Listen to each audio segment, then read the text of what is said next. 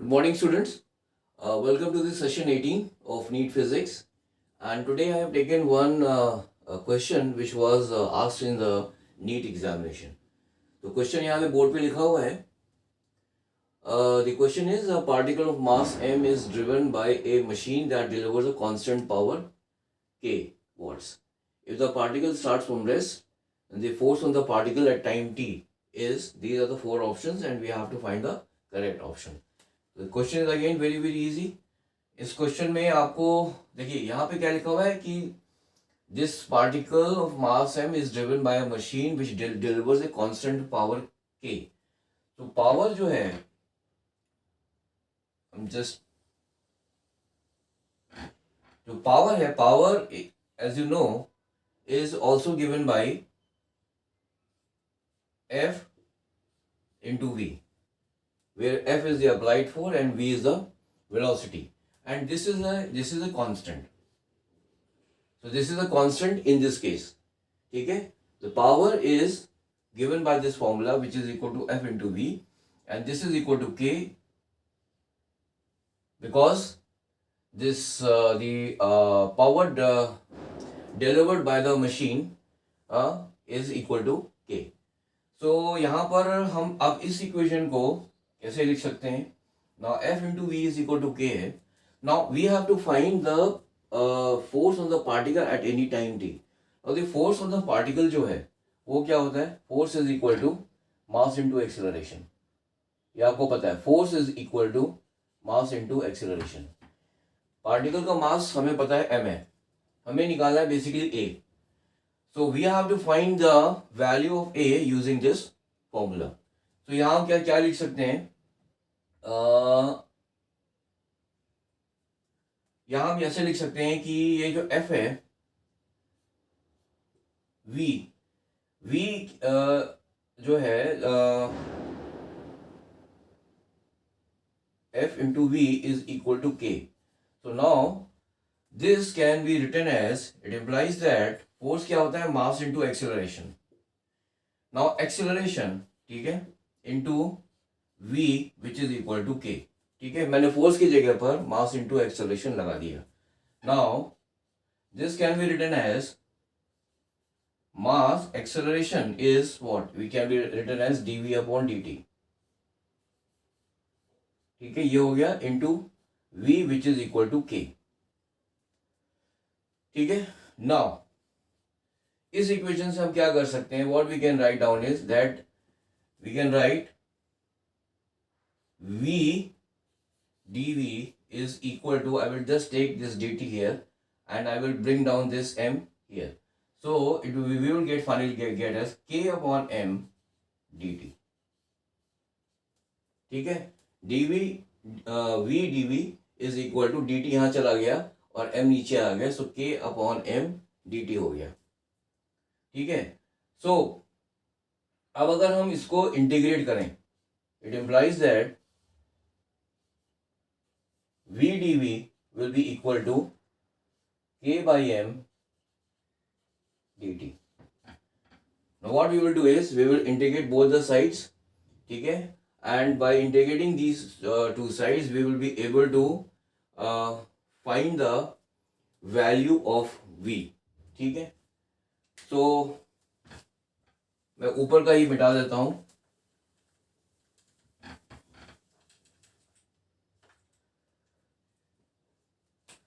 ये जब हम इसको इसको जब हम इंटीग्रेट करेंगे, then what we will get v square by 2. Now यहाँ k और m कांस्टेंट है, तो यहाँ पर simply we will get km बाहर हो गया and integration of 1 dt that is equal to t. So it implies that v square क्या हो जाएगा? will be equal to 2km into t. ठीक है, और simply we can say that v, it implies that v is equal to under root of 2km into t. तो v की value मेरी आ गई which is equal to under root of 2k t divided by m. ठीक है, so now the next step is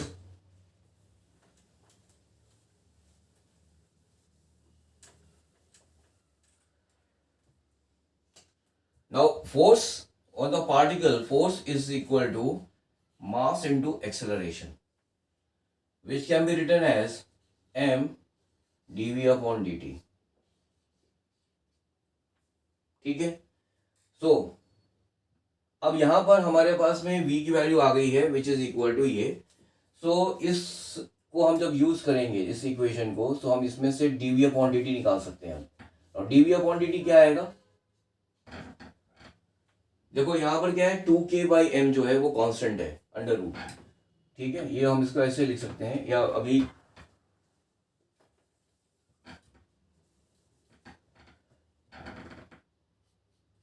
v जो है this is equal to under root हो गया 2k/m, ये तो कांस्टेंट हो गया, into under root of t.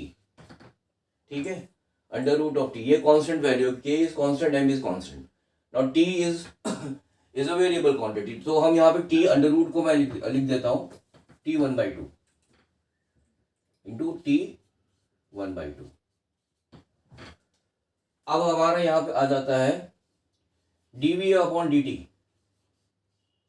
ये क्या हो जाएगा, ये आपका कांस्टेंट है, सो इसको हम ऐसे लिखे छोड़ देंगे 2k/m.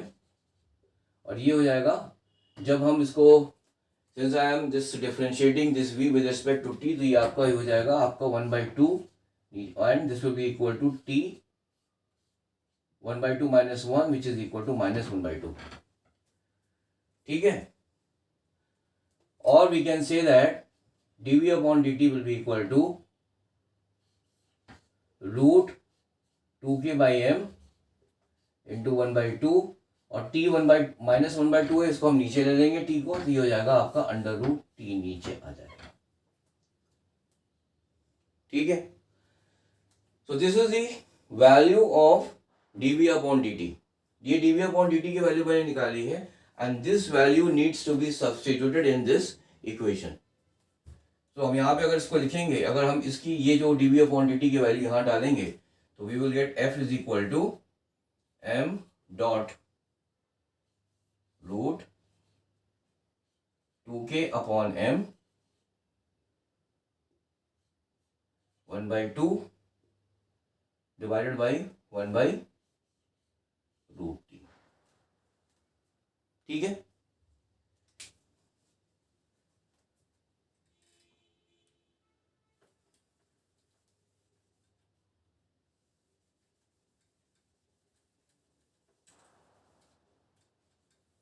नाउ यहां से हमको f की वैल्यू मिल जा रही है, f is equal to m. अब इसको मैं एक हर एक इसको मैं अलग अलग कर लूंगा, दैट इज m यहाँ पर हो गया, एंड दिस इज ये रूट m हो गया, इसको ऐसे लिख देते हैं, रूट m कर दिया. ये हो गया रूट 2k, ये हो गया रूट t, और ये हो गया 1/2. ठीक है, रूट t आ गया, रूट m यहाँ कर दिया, रूट k और रूट t ऐसा कर दिया. So this is what I have got.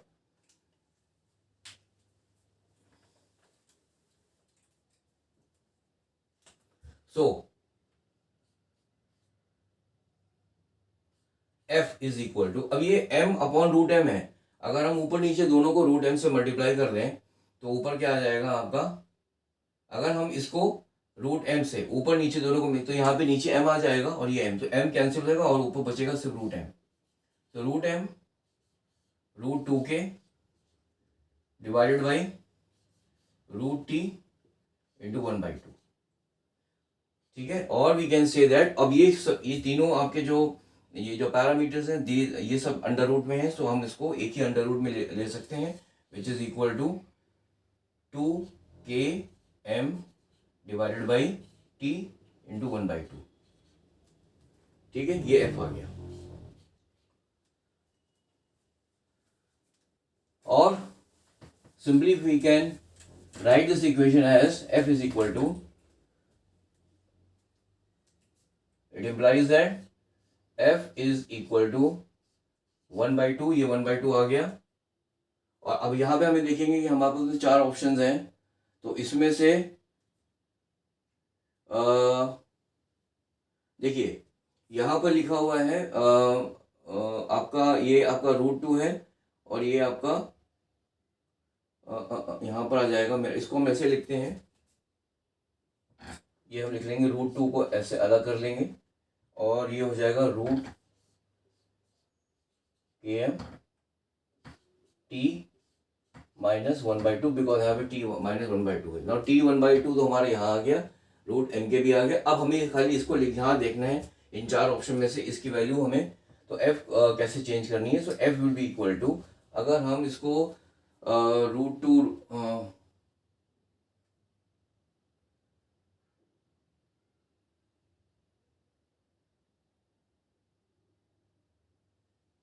हाँ, यहाँ से अगर आप देखेंगे इसको मैं क्या करता हूँ, √2 को ऊपर नीचे मल्टीप्लाई कर दूंगा, तो ये हो जाएगा 2, ये √2 हो गया और ये आपका √2 हो गया, and this is equal into √mk, और ये हो जाएगा into t to the power -1/2.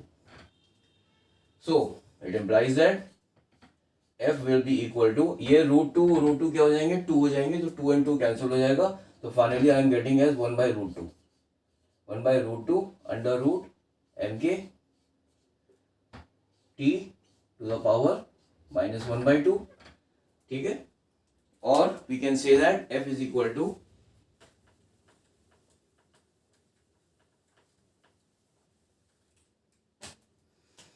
तो इट मीन्स दैट f क्या हो जाएगा, f विल बी इक्वल, ये जो टर्म्स है आपके हम अंडर रूट में ले लेंगे, that is √mk upon √2 into t to the power -1/2। Sorry, ये आपका 2 हो गया, नॉट √2, ये 2 हो गया, ये आपका अंडर रूट है, √mk है, ये भी अंडर रूट है। So I have taken all these three, इन सबको मैंने एक ही अंडर रूट में कर दिया है। तो ये हो गया आपका mk अपॉन 2 अंडर रूट हो जाएगा into t to the power -1/2। अब यहाँ पे जो ऑप्शन आ रहे हैं वो ये वाला ऑप्शन आ गया, that is the option number 1, ठीक है। सो the correct option is the option A, that is the force on the particle at any time t is given by under root mk upon divided by 2 into t to the power -1/2. So this is so in this question the most important thing was that we have to use the formula, that is p is equal to f into v, ठीक है, and this was given as okay। और इसके बाद में since the machine was delivering a constant power, तो हमने फिर यहाँ से क्या किया, यहाँ से हमने ना हमें क्या निकालना था, फोर्स निकालना था। ना force is equal to m into a, m तो पार्टिकल को पता ही, ए हमें निकालना था। तो ए निकालने के लिए सबसे पहले मैंने क्या किया, by using this equation that is f into v is equal to k, हमने यहाँ से v निकाल लिया एंड देन v को मैंने डिफ्रेंशिएट किया, ठीक है, in order to find the value of this acceleration। तो हमने यहाँ पे क्या लिखा था, m, a को हमने ऐसे लिख दिया था dv अपॉन dt, ठीक है। तो v की जो वैल्यू मैंने यहाँ से मतलब यहाँ से जो निकाली थी, उस v को मैंने I had differentiated with respect to t, और वो करने के बाद में I have put that value in this formula. इस फॉर्मूले में पुट करने के बाद में finally we have got the answer that the force on the particle at any time t is given by this formula. So in the next session I will be continuing with the same chapter, that is in the session number 19, and in the next session also I will be coming up with a couple of questions which were asked in the NEET examination. So thank you very much for joining. Have a nice day.